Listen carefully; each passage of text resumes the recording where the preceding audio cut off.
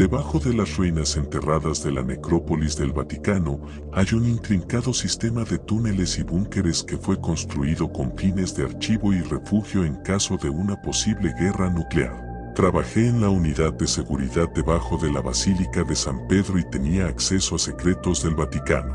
Los secretos abarcaban desde los restos óseos de vida extraterrestre no humanoide hasta el tercer secreto de Fátima, el libro negro de la Iglesia y tecnologías antiguas y avanzadas. Uno de los secretos tenía que ver con una máquina que se dice fue construida en los años 50. Fue creada por un equipo dirigido por un hombre llamado Padre Ernetti, físico italiano, respetado historiador y monje benedictino. Con la ayuda de otros 10 científicos, el Padre Ernetti construyó el cronovisor con la capacidad de ver el pasado y potencialmente el futuro. Se conocieron historias sobre cómo Ernetti y su equipo habían utilizado la máquina y presenciado los últimos días de Cristo, incluida la última cena y la crucifixión, que habían presenciado, de primera mano, los discursos de Napoleón a principios del siglo XIX y de Cicerón ante el Senado romano en el año 63 a.C., pero se filtraron imágenes del cronovisor y la conspiración fue fácilmente desacreditada.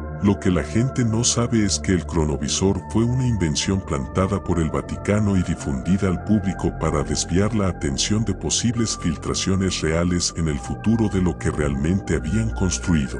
Y el plan de la Iglesia funcionó a la perfección, al igual que el invento real. Se llamaba el dispositivo Tairisies y podía recibir grabaciones de audio del futuro. Tenía una serie de antenas y sensores capaces de captar frecuencias y longitudes de onda de todo tipo. Lo que entendí fue que identificaba y decodificaba la radiación electromagnética que dejaban los eventos pasados.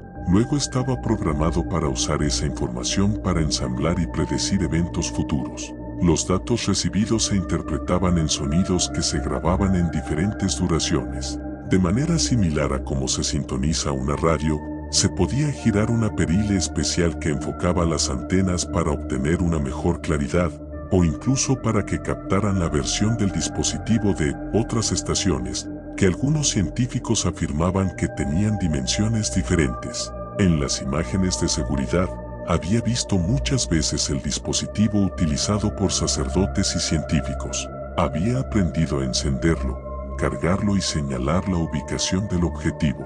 En todos los años que trabajé allí, logré colarme en la sala de Tairisies y usar el dispositivo 3 veces. Y cada vez, viajaba 30 años más hacia el futuro, pero en el mismo lugar, que era Varsovia, donde nací. Las 3 grabaciones que escuché eran diferentes y representaban el tipo de futuro que solo se puede concebir en las pesadillas. La primera grabación tuvo una duración de poco más de 3 minutos. Empezó despacio, pero luego se aclaró. Era de madrugada. Podía oír coches, autobuses, bocinas, fábricas, gente. Era el centro de Varsovia en hora punta de la mañana. Los truenos empezaron a caer.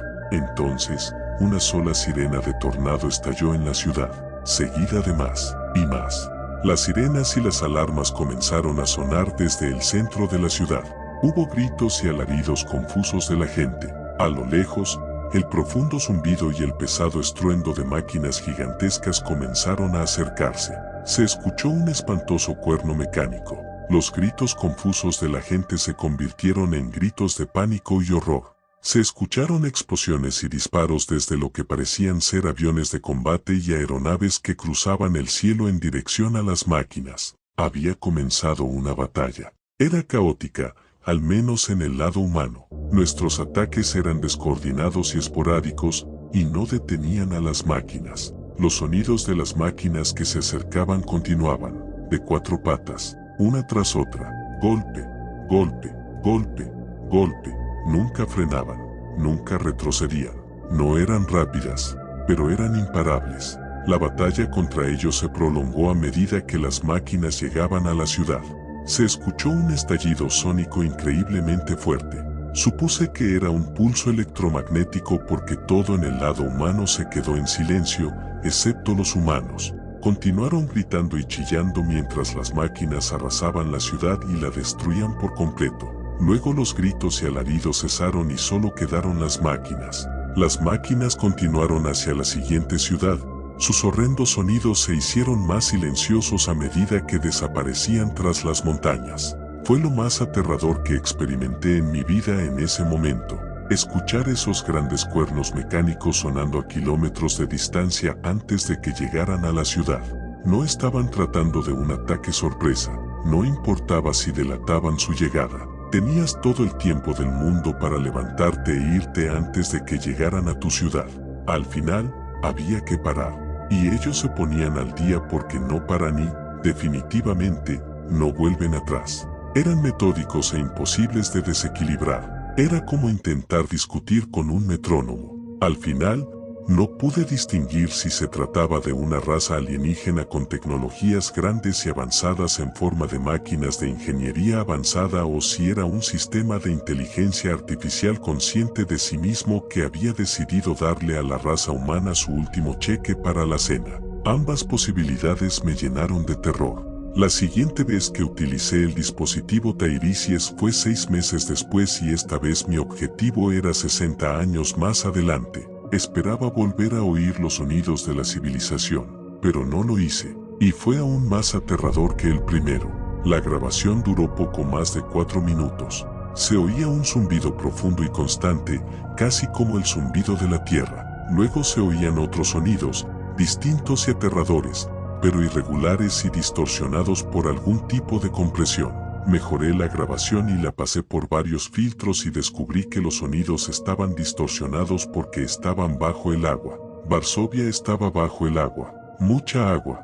Los sonidos fueron analizados y me notificaron una información aterradora. Estaban comprimidos por el agua y, según las libras por pulgada cuadrada calculadas, el audio se encontraba en el fondo de una fosa recién formada, con más de 10.000 pies de agua por encima en el ahora expandido mar Báltico, en cuyo fondo se encontraba Varsovia. Los extraños sonidos que se escuchaban en el agua se proyectaban en oídos de horribles pulsos guturales provenientes de lo que se calculaba que eran criaturas enormes y obscenas, algunas nuevas formas de organismos acuáticos.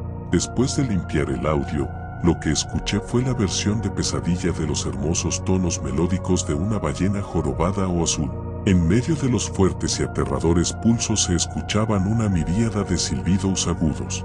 Parecía como si las criaturas se estuvieran gritando unas a otras. Los sonidos se acercaron y estallaron con total violencia. Se escucharon aleteos, silbidos y gritos. Todo ello procedente de versiones perturbadoras de poderosas laringes, cuerdas vocales y sacos aéreos submarinos. Luego se hizo el silencio y se reanudó la quietud de las profundidades del océano. La grabación terminó. Pasó un año entero antes de que volviera a Tiresias Device para escucharlo por tercera vez. Ingresé los detalles para los próximos 90 años y esperé un futuro mejor esta vez. Lo que me pasó fue algo peor. Esta grabación duraba más de 5 minutos y tenía una conexión perfecta con el tiempo y el lugar que había elegido, pero no había nada que oír, no había zumbido, no había estática, no había atmósfera de ningún tipo, no había el inquietante crujido del campo magnético del planeta, no había nada que limpiar ni pasar por filtros, no había ruidos ni chasquidos que descifrar, aunque hice todo eso de todos modos, pero no recibí nada a cambio. La grabación contenía algo más aterrador que el fondo del océano. Llevaba el sonido vacío del espacio. Las vastas y oscuras áreas entre estrellas y planetas estaban llenas de nada. Mis filtros no podían detectar el zumbido de las estrellas o los planetas cercanos. Parecía que no había nada en absoluto. Todo había desaparecido. Era una idea aterradora que habría un punto, no solo en nuestro futuro, sino probablemente en todo el universo, en el que todo terminaría. No habría nada, ni un vacío ni un abismo, simplemente nada.